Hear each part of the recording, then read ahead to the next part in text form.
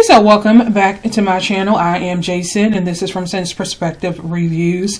So, if you spend as much time on YouTube as I do, you tend to, as they say, fall down a rabbit hole ever so often on certain topics. You know, you may be, looking for something in particular, and then this recommendation pops up that looks interesting, and then you click on it, and then before you know it, you're watching video after video. You're realizing that there's all this other content in this one particular area that you didn't even know existed. My most recent rabbit holes was the WAP, like parents' reaction. The second one was the dad's reaction when child tells mom no. Even though I think some of those went too far. And so my recent obsession has been these MLM scams. Like, again, when you are on YouTube, you're on YouTube for a particular reason. And so you tend to stay within a certain sector of YouTube, because that's the content that you enjoy. And so, while I am familiar with pyramid schemes and MLM scams, I wasn't all that into them. And so I thought, this is going to be interesting, because a lot of these companies I had never even heard of. And I thought, okay, you know what, maybe it would be fun to kind of watch some of the videos and do some reactions. Now, for this particular video, Lularoe, I have heard of this company, but it was only through someone that I'm subscribed to, and this was a few years ago. I'm subscribed to a content creator called Glitter and Lasers, and a few years ago she did a Lularoe haul, which went horribly wrong. And, she talked about that and how, bad the company was and the whole thing. So that was pretty much my kind of introduction to the brand. Like that, but I never really looked that much into it. So, I really didn't think too much of it. And then, I fall down this MLM rabbit hole, and I'm like, oh, okay, so they are just they're just a hot mess. So I wanted to watch the Vice, the 30-minute video that Vice did on the issue, and just basically give my opinion on some things. So if you are interested in hearing what I have to say, stay tuned.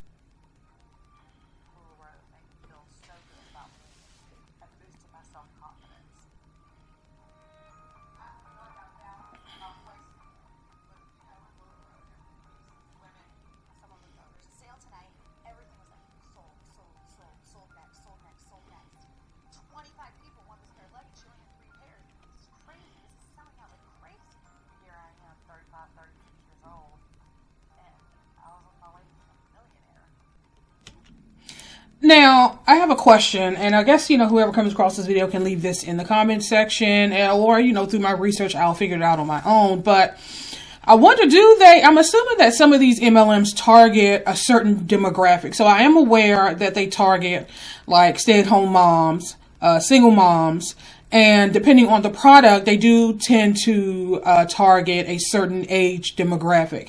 And so from my understanding, Lularoe, they tend to, I guess the basis for a lot of these MLMs is single moms and stay-at-home moms. So I'm aware of that. And anyway, them fashions that just flashed across the screen, okay, all right, well,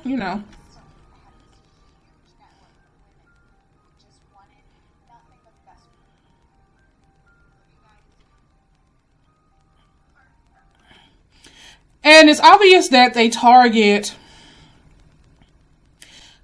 these individuals. Well, I'm just assuming, because there is a sense of loneliness. If you're a stay-at-home mom, you're with your children all day, 24 hours a day, up until, I guess, you decide to send them to school. And I know at one point children started school to like 5 years old. I know now that they have a lot of Head Start programs, so children can start school as young as 3 years old. Like if they're potty trained, or need to know like their ABCs. There are certain requirements. But for the most part, you spend a lot of time with your children if you're a stay-at-home mom. So your husband's at work, and so you don't really have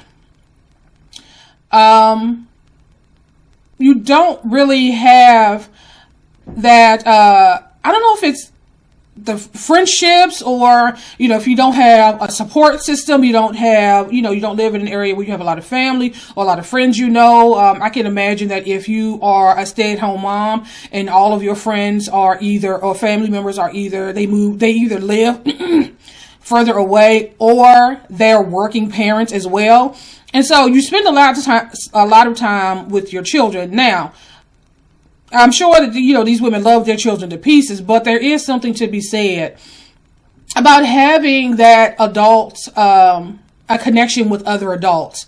And especially for women, there is something kind of, I don't want to say intoxicating, but there is something about feeling like you have a kinship or a connection to other women. So I can understand the appeal of wanting to get involved with this, especially if they're selling you on this sisterhood and this camaraderie and, you know, the whole thing. And I guess the same thing can be said for single parents. If you're a single mother who works, although you are out, you know, you spend a lot of your time, unfortunately, at work, and you're not able to spend as much time with your children. You're still lacking that, I guess, that you could still be lacking that closeness with other women, because most of your time is spent working. And if you're not working, then you're dealing with kids. And so that doesn't give you a lot of free time for socialization, especially if you don't have a significant other. So I can also understand for that demographic why something like this would be appealing.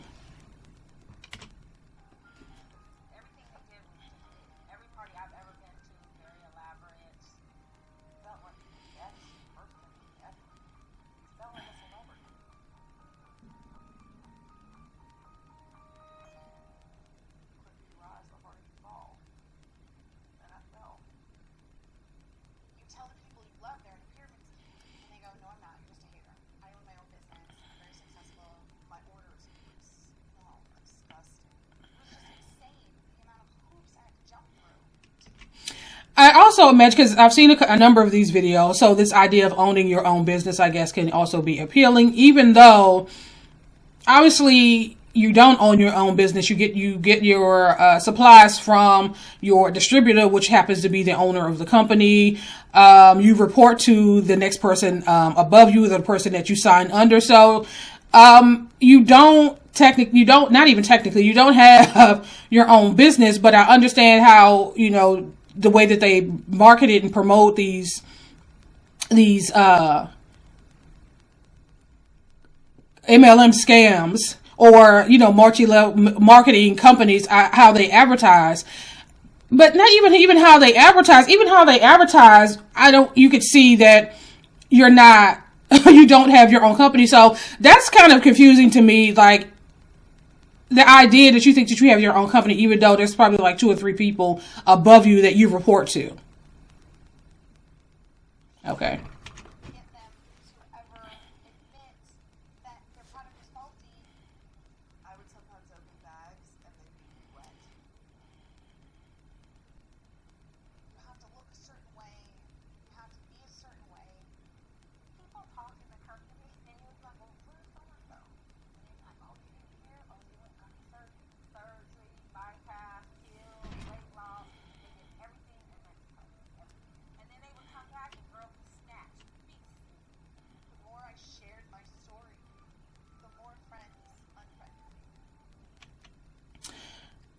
The whole come as you are, anyone can do this at any, I guess, stage of their life, clearly is being debunked. Like, everything has a price.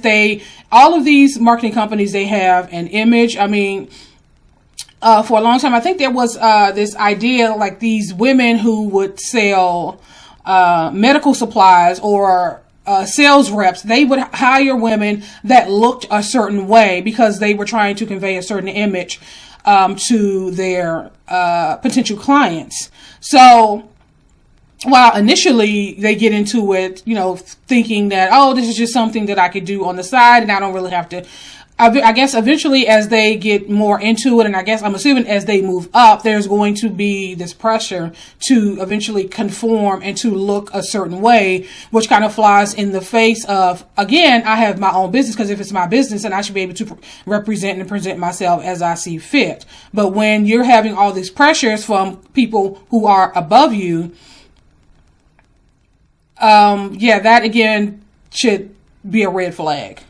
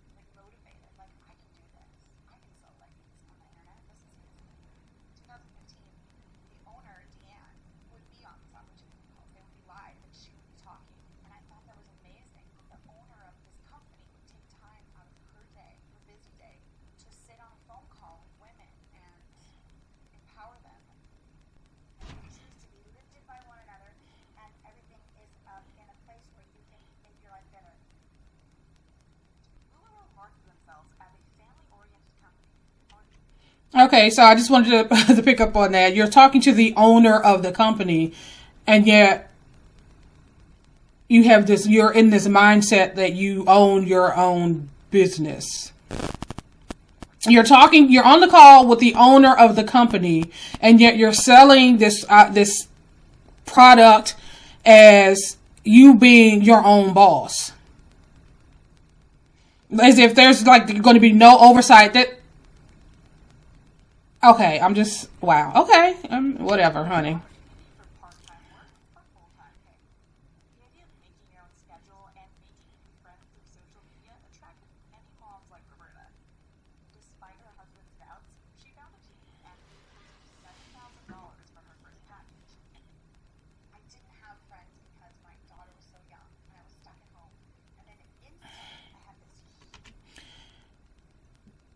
Okay, so I think she said that she signed up in 2015. Like, how much information was out about Lularoe in 2015?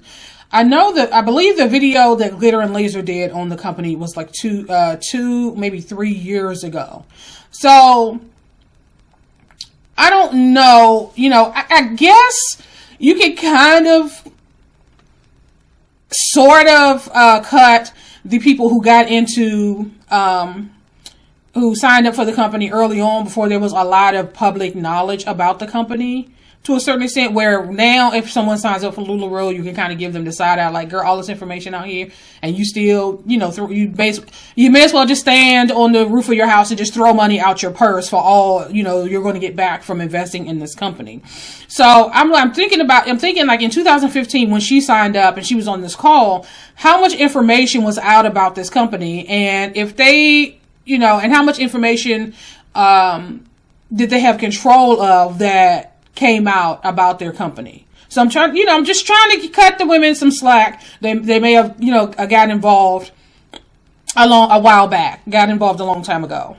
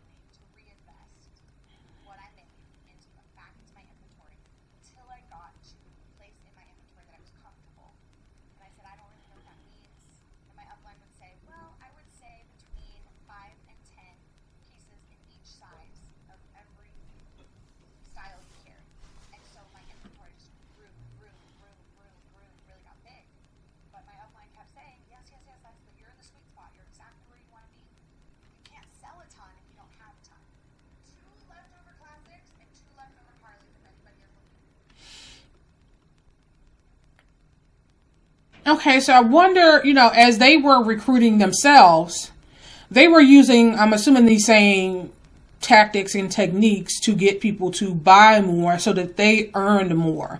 So again, the flip side of that is that having gone through it, you understood the issues with how this whole thing was set up, and yet you still recruited people under you and you perpetuated the same thing. So that, I found that interesting. That was another point I was going to make that just completely kind of left me. It might come to me at some point in the video.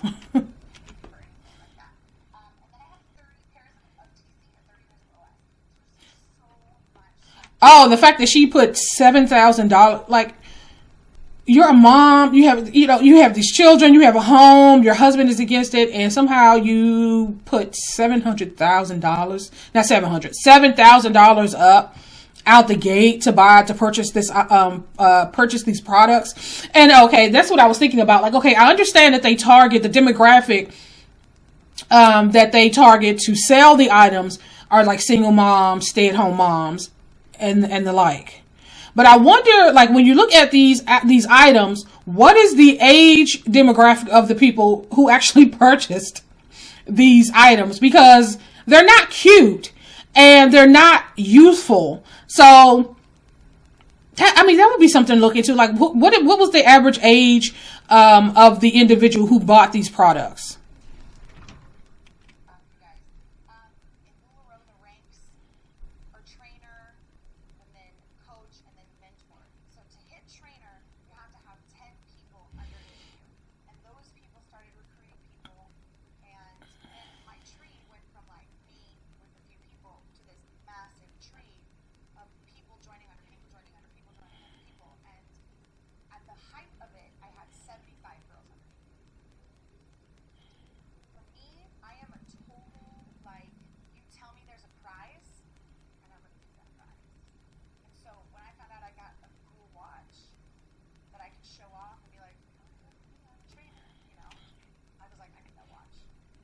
And I wonder what's all going on with that attitude of, you tell me there's a prize, I'm going to get that prize.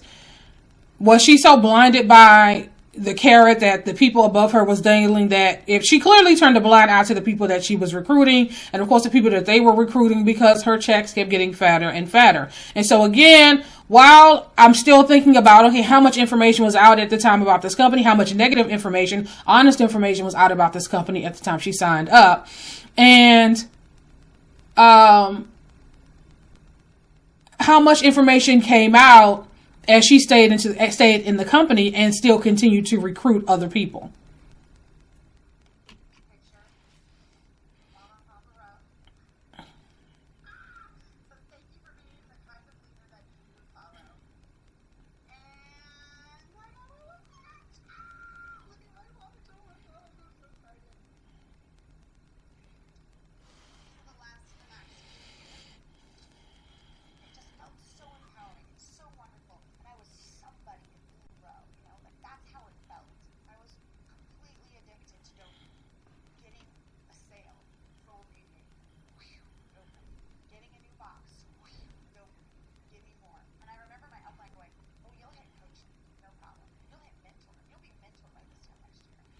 You weren't somebody before Lularoe?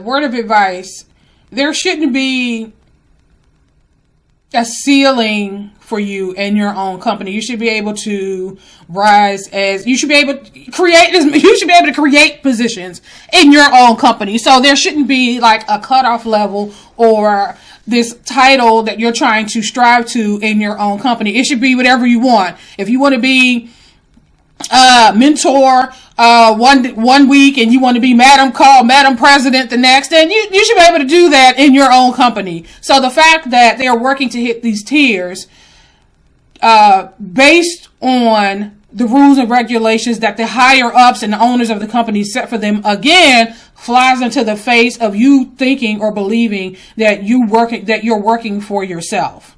So, okay.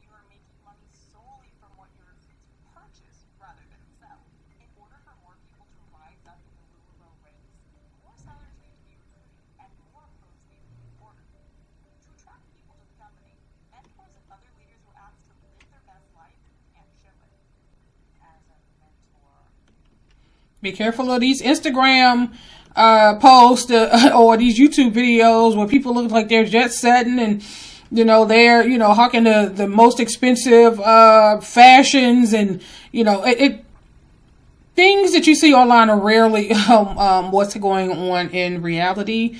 And I mean, at this point, we already know that, because so many, you know, people have been called out, social media personalities, influencers, and the like, for faking the funk.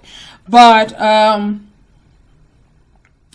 can understand how I can kind of understand how people can, you know, how an individual can get sucked. And again, there are a lot of people who get involved in these things. There's something missing in their own lives, whether it's a connection to other people, whether it's financial issues. You know, you're desperate and you're being sold on this idea that you can make this quick money. There could be any number of things. And I can imagine that it's even more difficult when you have someone that you trust, a family member, a close friend, who's selling you on these products. So it's someone that you trust also selling you this product, on top of whatever feelings of loneliness or isolation you feel, on top of the financial hardships that you might be having. And so I can understand why joining something like this could be attractive to certain people.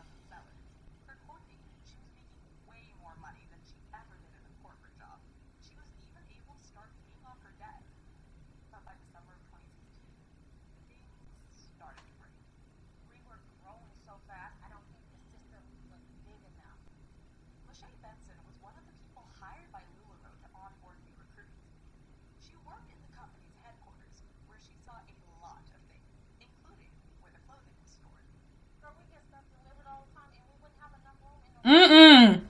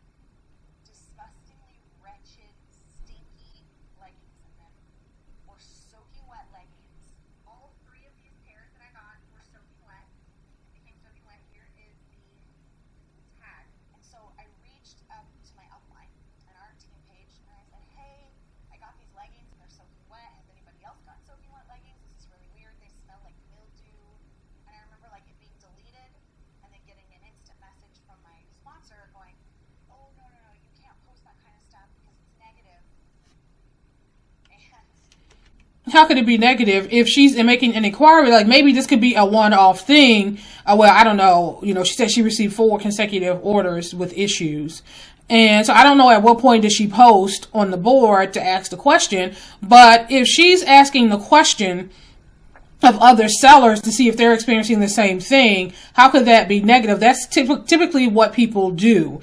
If you are experiencing some negative, you know, issues based on the product that you've ordered, you inquire, like, okay, is this a regular thing, or is this what, you know, maybe there's something that they're unaware of. It's like, maybe it's how it's packaged, maybe it's how it's shipped, it's how it's stored.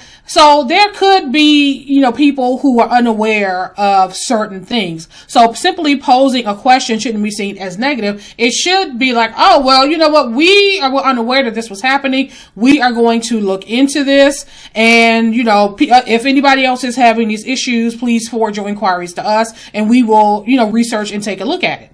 But to just completely delete a question like that, yeah. But again, you work for yourself. So working for yourself, you should be able to pose whatever questions that you want about any product that you want at any time that you want. But you're being censored by someone else. Other people will see it and they might have second thoughts about joining Lularoe.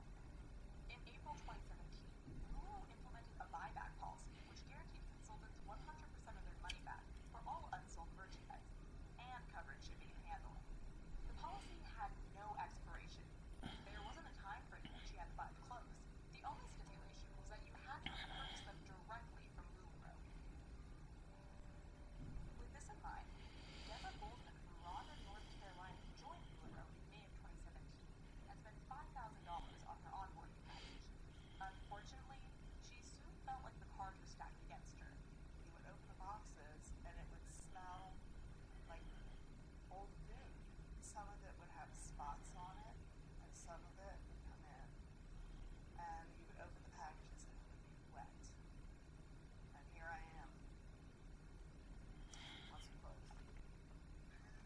How long would it take? I mean, I understand in the previous clip, the woman was saying how they would receive so much product that they would leave it sitting outside and it would be soaking wet. But it's like, okay, how long was it taking these, shipments to get to these people if these items were still wet, or were they just digging in the wet? But like, how were they packaging these things and shipping them to people to sell? Okay, I don't.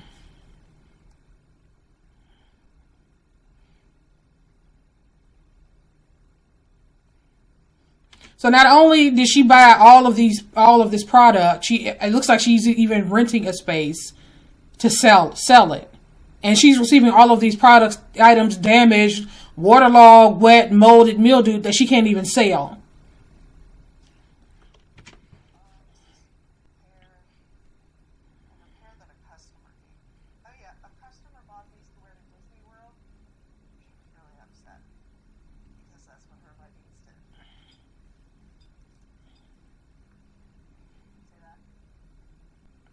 And it's not about fit.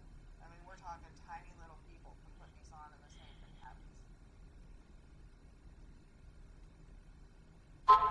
Lularoe used to, when I first started, they had a defective or damages policy that all you had to do was like take pictures and then email it to them and they would send you replacements. And all you had to do was like basically swear, on your honor that you were going to throw the things away. Then they changed this whole policy with the damages that you have to keep everything until you have 15. Less than 6 months after implementing the 100% buyback policy, Lularoe abruptly ended it, claiming the retailers were abusing the program.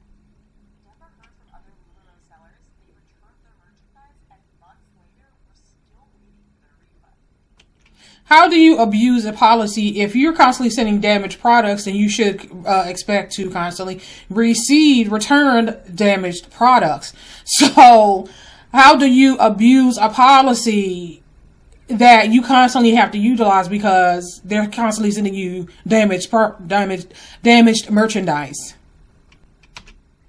She didn't want to risk it, so she thought she'd have a better chance of getting the money back by having it out for Lularoe just said, well, we can change policy whenever we want. It doesn't matter what your contract says. That was such a slap in the face. Is that in the contract? Like, what's the point of having a contract if at any point in time you can void the contract and do whatever it is that you want, make whatever rules that you want?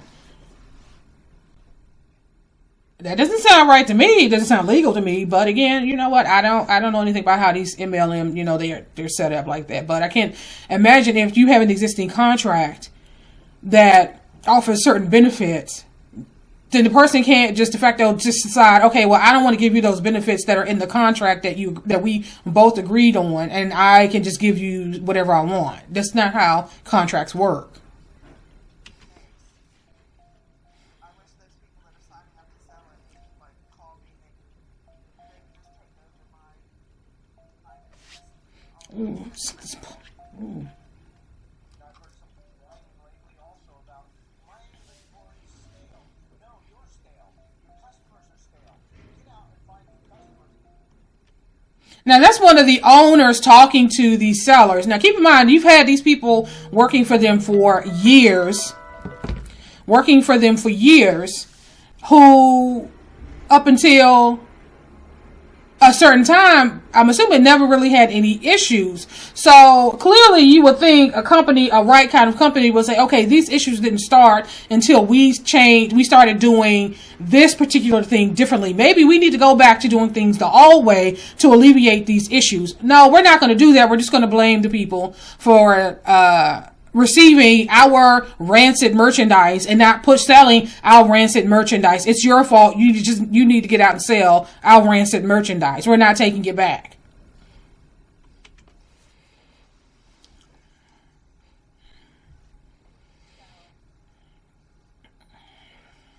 Where is all your stuff anyway? The rest of it? Where are all your racks? Did you sell everything when you?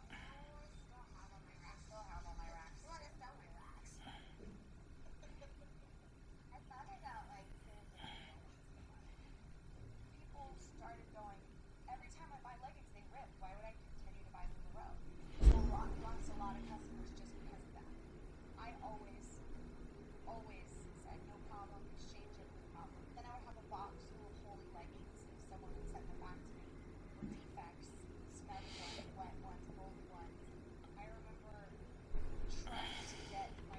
You were selling moldy products? Like, is that what she's trying to say? Like, she was actually selling this product that was wet or moldy, or she knew had issues, she was still trying to sell them?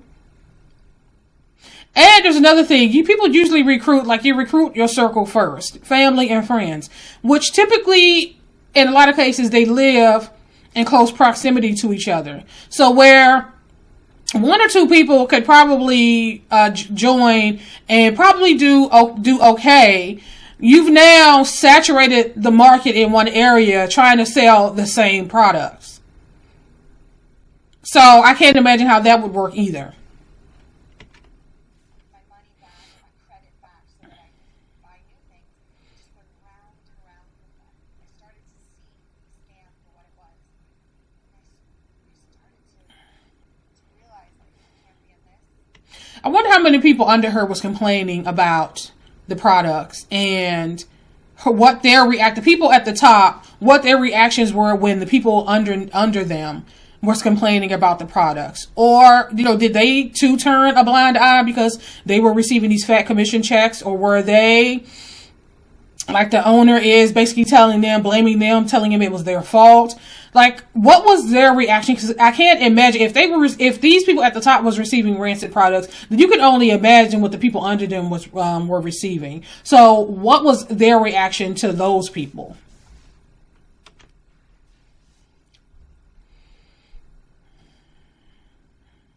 She was always down in the garage, selling Lularoe, and I was always stuck with my dad.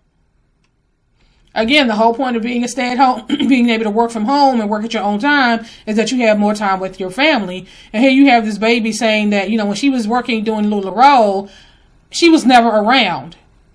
Okay, for all the time that they put into these companies, they would have just been better off getting a 9-to-5 and getting a steady paycheck. So again, that flies in the face of this being a side hustle and you being able to do this and spend time with your family and, be present and, the whole thing. If no side hustle could take as much of your time, or even in a lot of cases more of your time than a regular 9-to-5, 40-hour-a-week job.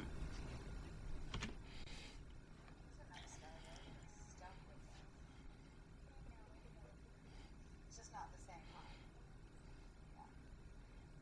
So I can't do this anymore. I'm leaving. It's a personal decision. The end. It was my sponsor who called me and had a 45-minute phone conversation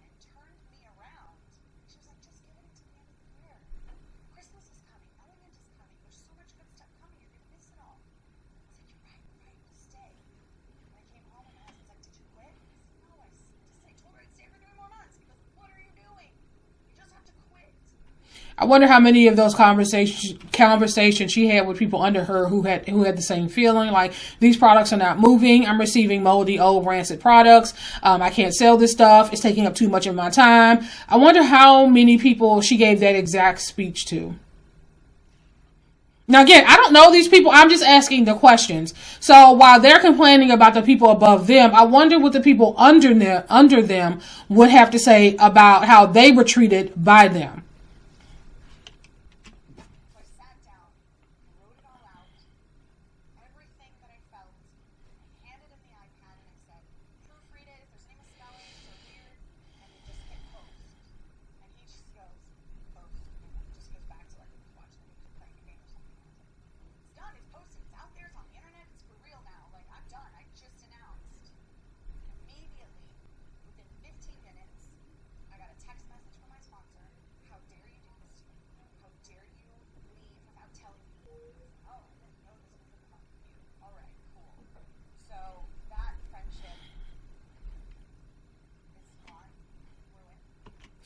So what happens to the downline when things like that happen? When one of the top people leave, do the people underneath them, how much contact do the higher ups have with their downline?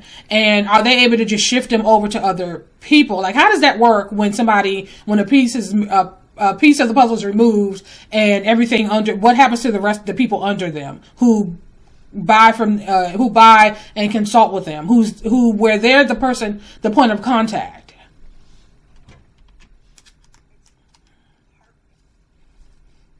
And then it happened. Another person, someone that I thought actually cared about me.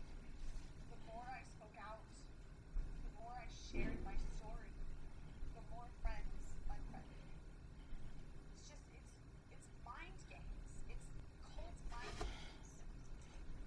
I've moved on from several jobs, and I've never been blackballed or blacklisted or felt like I was outcast or the people that I consider my friends turned on me in some way. Like, that's not a normal feeling when you decide to make changes in your life. People who care about you and who are really there for you are not upset because you decide to make changes in your life. It's like the people who are doing weight loss journeys, like Lizzo. You know, she's trying to get healthy and lose weight, and then you got people coming after her for wanting to lose weight because they feel like her wanting to lose weight is her having an unhealthy mind. It's like it's crazy. People who care about you is not going to turn on you once you decide to make life changes that are in your best interest.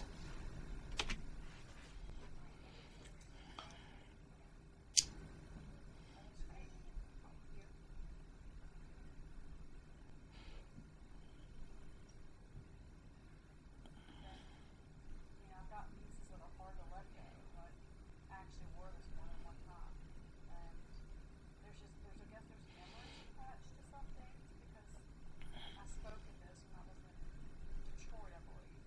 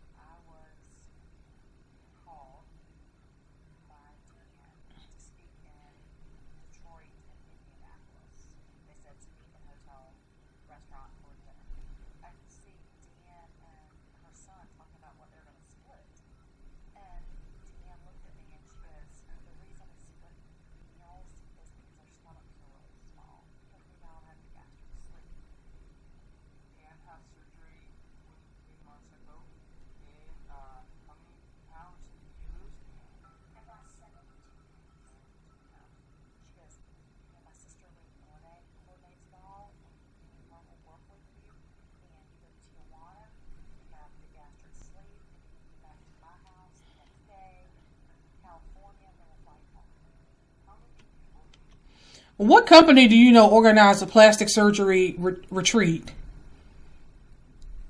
Is that even? Can you even legally do that? Like, I can imagine that would be a lawsuit if your supervisors got together and basically nice nasty kind of strong armed you and go into going on some recruit to have some plastic surgery done. Like, in what industry can you do that and not get sued as an employer and not get sued? That's ridiculous.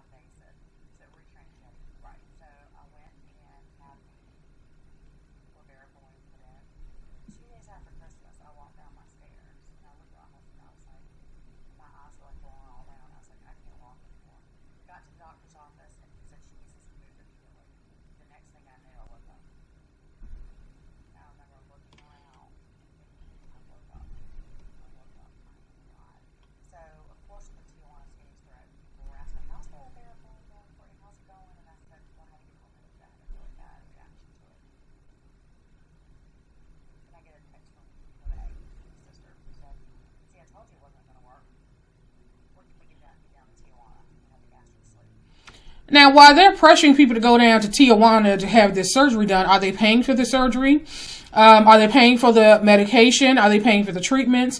In the event that there is an adverse reaction, are they going to pay to fly you down there to have it corrected or have it corrected in the U.S.? Like, what are they putting on the table that they are strong-arming these people to go out of the country to have some surgery done without really knowing the history, the health of these individuals who work for their company?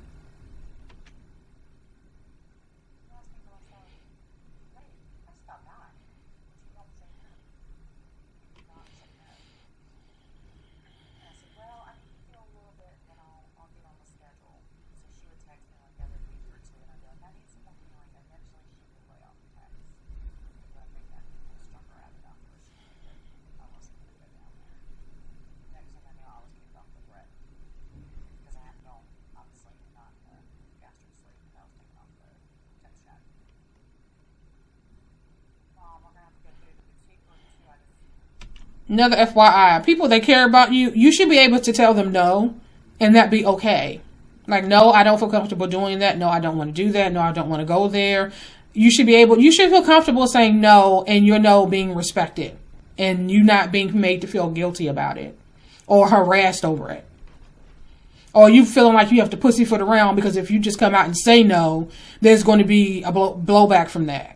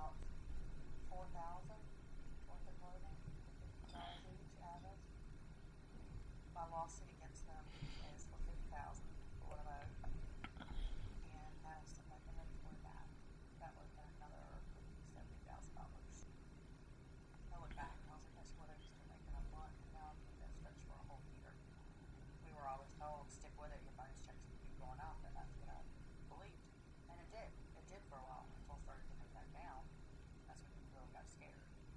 That's when I started trying to, like, really budget for them.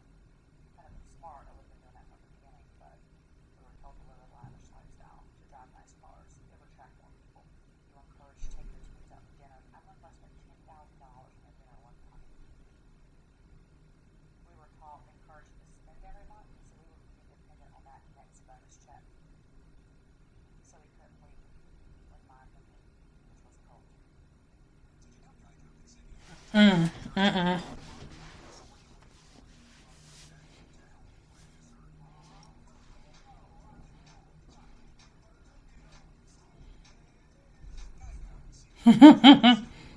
That was funny. Courtney has since filed a lawsuit against the company, alleging breach of contract, amongst other claims. After leaving Lularoe, she invested in her own boutique, which added to her mountain debt. I could never pay myself for the goods that I bought back because I thought the money was going to come back to me and I was going to be able to pay myself back on credit cards. And I had to make the decision to let my house go.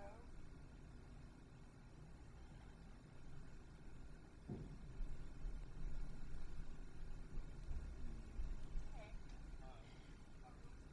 That's Courtney, right?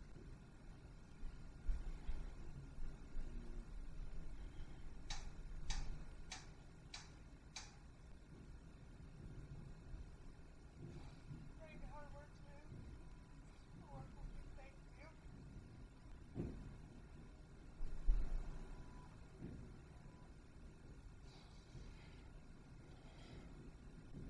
I don't know where to go.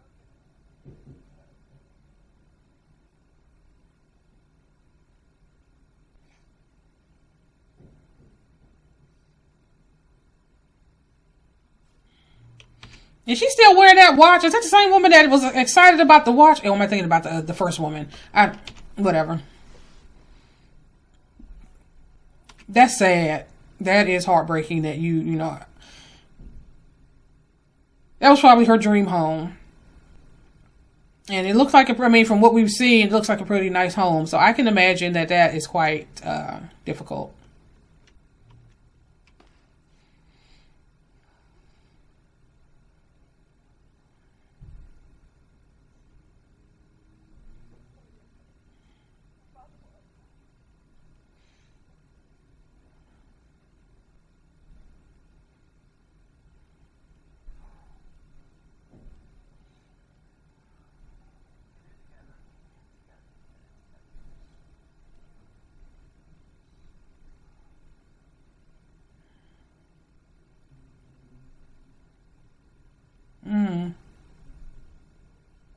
Lularoe's mission is to improve lives and strengthen families. For Courtney, Roberta, and Deborah, it's a chance to feel like somebody. But beyond the colorful marketing materials and the promise of great success, Lularoe isn't up to the hype they need. Now, numerous articles cite undersatisfied sellers. Thousands of gifted Facebook groups to vent about their own experiences. In 2017, there was a class action lawsuit brought by former consultants against Lularoe, alleging the company lured them into appearances. The dispute is ongoing and currently in arbitration. In 2018, Lularoe's clothing supplier filed a lawsuit for a breach of contract, accusing them of owing over $13 million for unpaid merchandise. The lawsuit is ongoing. In 2019, the Washington State Attorney General filed a lawsuit claiming Lularoe's business model violated the state's anti-pyramid scheme law. That lawsuit is also ongoing.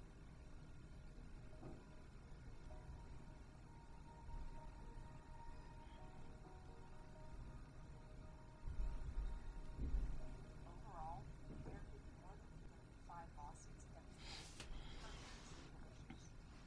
6 years after Lularoe began, they're down to 35,000 consultants, but continue to actively recruit people into the community. I don't think women will speak out because they are afraid. They're